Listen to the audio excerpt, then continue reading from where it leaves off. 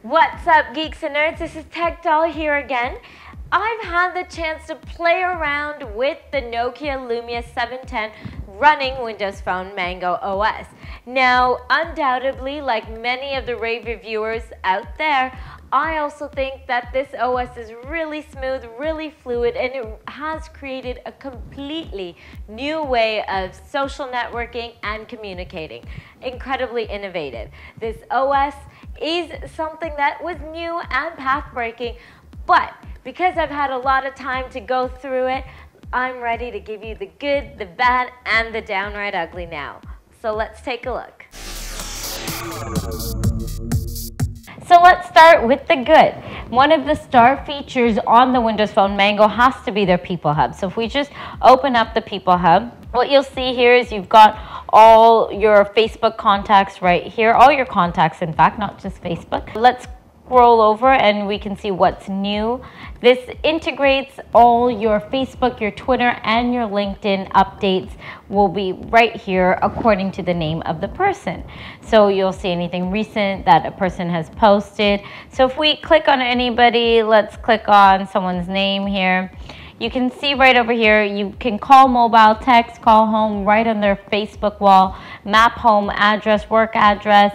You've got all of that. If they had a Twitter account, you'd even be able to put their update on Twitter or see their update on Twitter there. You can have their what's new on their account. That is easy to scroll through their pictures, your history with them, the profile, and we go back to the profile. Now, of course, you can pin any one of these people down straight to your home screen should you want to. So now my friend is there on that home screen, but let's go back and let's unpin him so we can take him off. Right, so there we go. So we've unpinned him now. Okay, so let's go back into the people tile. Let's go into the me tile. So over here, I can very easily post a message on Facebook, on Twitter, on LinkedIn, anything that I want, right? So that shows you right over there. So that's it for the People tab. Now, if we move along to animation and multitasking, what I'll do is I'll actually open up a couple of applications, and you'll just see how easy that is. Here we go. We've got Evernote. We've got, let's go to IMDb, right?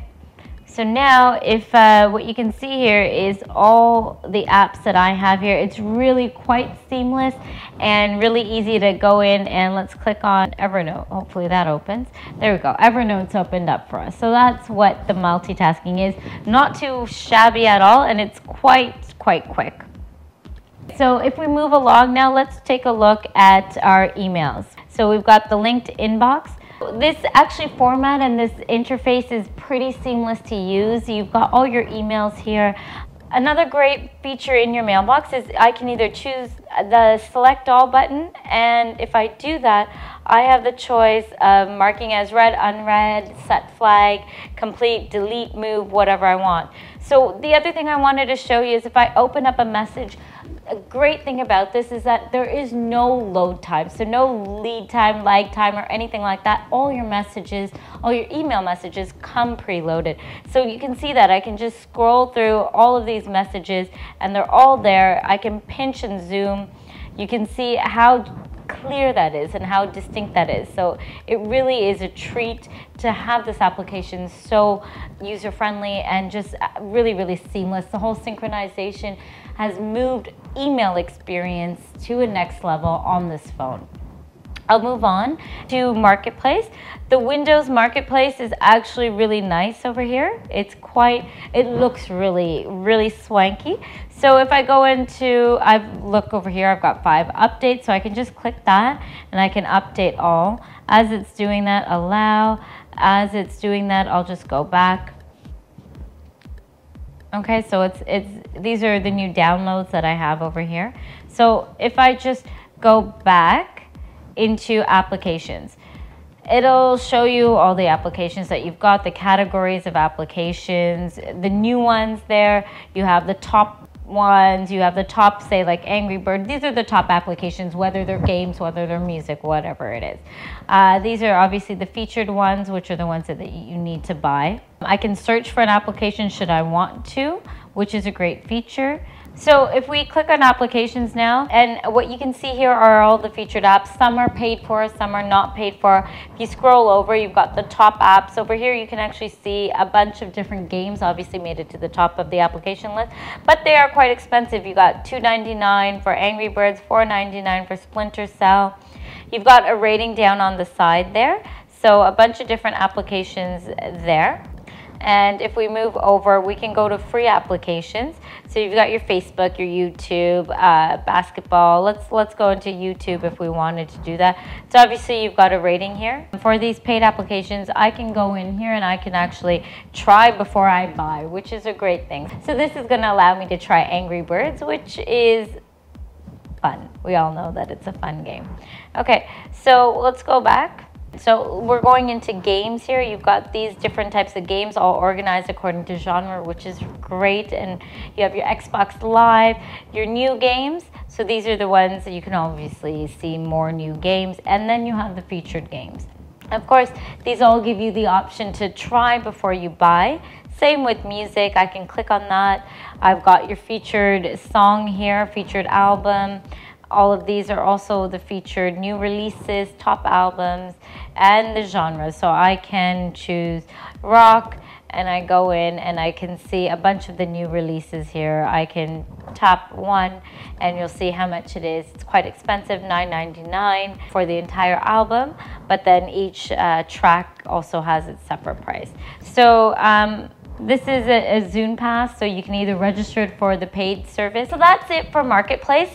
As I said, it's actually really sleek. It looks wonderful, organized incredibly well, and does make the experience really seamless and allows you to do a bunch of different things at the snap of your fingers. So let's go in. I wanted to show you something else that is actually really cool. I've changed my settings. So you can go into settings and you can do this as well. Another really cool feature about this is text message and how you can actually hear your text messages. So let me show you how to do that. I go into settings. Okay, now in settings, I'm looking for speech, which is right here.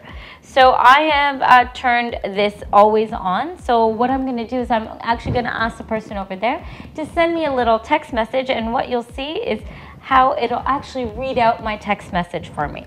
Okay, so let's have that guy over there send over a message for me.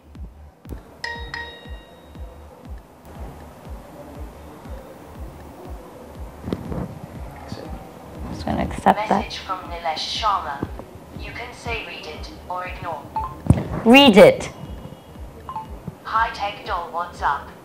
You can say reply, call, or I am done. Reply. Say your message. I'm fine. I'm fine. You can say send or try again. Sent. So there it goes, and it just sent that reply back. So it's actually quite a useful feature, especially while you're driving. A little bit of a match for Siri, but I think it worked really well. The one thing that you do have to note, though, is that you can only reply in short sentences. That works. Who wants to talk a lot these days anyways, right? So those were some of the really great features that I found on your Windows Phone Mango. All right, so now we've talked about the good points. We do need to move into the bad things that I find in the Windows Phone Mango. So let's switch this on. If we go right back and delve into the People Hub, one of the things that you'll see is that if you want to transfer contacts, okay, to another phone, you cannot actually do that in a multiple format. So if I want to delete, say, contacts, forget transferring, we'll get into that in a minute. But if I want to say, if I have this contact here, I have to select it in order to delete it, then I can't actually select multiple contacts and try to delete them. One of the really annoying things here is that you cannot select multiple contacts. So if I wanted to delete multiple people, many phones have the option of just kind of selecting your different contacts and then hitting delete once and for all with them. Unfortunately, over here, if I go into anything and if I click and hold, I only get the options to pin to start, edit, or delete, and I have to do that one by one, so which really sucks. Okay, going over sending and receiving contacts. Now the unfortunate thing here is you can't actually send contacts over, send multiple contacts over. You can only receive contacts in using an application that uses Bluetooth, using an application specific to Nokia phones, which is called Contacts Transfer. Now this is a good application, fair enough. It doesn't come in the Windows Phone Mango OS, but it is specific to Nokia. So say if you were transferring from this Nokia phone onto a Symbian Bell platform, you actually wouldn't be able to do it. It's only from Nokia to Nokia.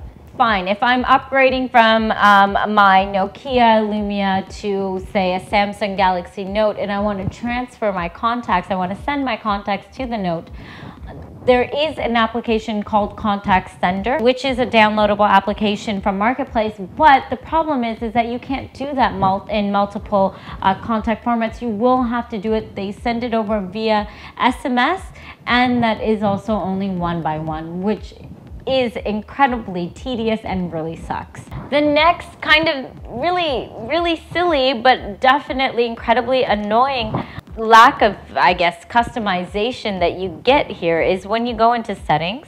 If we go down to settings, if I open up my settings and I go into ringtones, and a really annoying thing is you actually can't set any of your ringer tones to a customized ringer tone, say from your own music downloads or from your song list. So a ringtone, if you want to customize it and put it in, has to be 1 MB in file size or 30 seconds long, or short, should I say. So really that eliminates any of your chances of uploading any of your music that you've got downloaded into your phone as a customizable ringtone, which is really annoying when you really want to customize. So you can download ringtones from the internet. There's several applications for that, but what you still cannot do is set them as your SMS tones or your Facebook tones, which really sucks when you want to customize your whole phone experience. So another thing that gets a negative point for me is its music player. So I've got my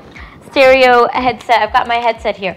The music player over here, as you probably saw in my previous videos, does not come with any equalizer, any stereo widening, or surround sound. And output volume is actually really low. And I've checked this because I plugged the headsets that came with the Lumia into my PC. It was fabulous, the sound was good. But when I plugged it back into my Lumia headset, I actually got a really poor output volume. So we've got the Windows Live Tile view. Now this actually might be really refreshing, and I actually did like it a lot when I first got the phone. It's very refreshing and different, and because of that live feed in the people tiles, I liked it. However, after, maybe a year or something, maybe 6 months, depending on your attention span, it could actually get very boring because there's no settings in here that allow you to change it drastically. So you can't change the wallpaper on the tiles. All you really can do is what I'm showing you right now, which is going into themes. You can change the background to dark or light, and then you can just really change the color. So that's about all you can do to modify it, but you can't. See, now I've changed the color tiles, but other than that, the customization with the Live Tiles view on the Windows Mango phone is rather poor, and I would have expected better. Now let's look at multitasking, and if you remember, there was a little bit of a glitch while I was trying to show you multitasking over here. So let's open up, say, IMDb. Okay, so I'm opening that up, and I'm going into my movie meter. I'm going into the artist here, and I'm going to go into Jean Dujardin. Okay, I'm looking at his profile. So, I'm looking at Jean Dujardin's picture, and now if I want to go into the multitasking, if I go back to the main screen, I open that up. Now, over here, you can see that it remembers where I was. So I was looking at Jean Dujardin's pictures. However, if I go back through the main screen and I go down to IMDb, I click it, it reloads the app from the beginning, so it actually doesn't remember where I was or what I was searching for. So in essence, it's not true multitasking. And finally, to top it off, the lack of Bluetooth-enabled file sharing and content sharing is a real downer for this phone and would likely piss a lot of people off because we are living in the 21st century, not the dark ages. It's all about Bluetooth now. Alright guys, well that's it for my in-depth review of the Windows Phone Mango OS. Now if you have any other good, bad, or ugly points to add, please comment right here. I look forward to them. Alright guys, and don't forget to subscribe to my channel. This is Techdoll signing off.